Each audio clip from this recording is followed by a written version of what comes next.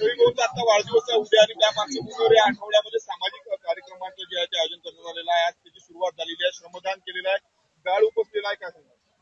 मी आपल्याला एवढंच सांगू शकते की ज्या पद्धतीने छत्री तलावला 2 वर्ष अगोदरी सुद्धा आपण असंच गाळ काढण्याचं प्रकरण केला होता. आपण पूर्ण नियोजन करून पूर्ण गाळ काढण्यात आलं होतं, कारण की जे उन्हाच्या पिरियड आहे त्या उन्हाच्या पिरियड मध्ये पाणीची कमतरता हे सगळ्यांना भासते. आणि या छत्री तलावामध्ये आता जी गाळ तुम्ही पूर्ण आजूबाजू चौरफेर पाहत आहे, त्याला गाळ काढलं नाही, येणाऱ्या पावसामध्ये जे पाण्याची कमतरता आम्हाला त्या 2-3 महिन्यात होऊ शकते, ते नाही झालं पाहिजे म्हणून आपण हे गाळ काढण्याचं काम आणि श्रमदान स्वतःचा श्रम देऊन सगळे त्याच्यामध्ये डॉक्टर्स आहे, कॉर्पोरेटर्स आहे, इंजिनियर्स आहे, अधिकारी आहे, ज्यांना ज्यांना वाटते की हा गाळ काढल्याने आपल्या शहरामध्ये पाण्याची कमतरता नाही होणार, ते सगळ्यांनी आपला आपला श्रम दिलाय. तर मला वाटते सगळ्यांनी प्रयत्न केलाच पाहिजे. काय आव्हान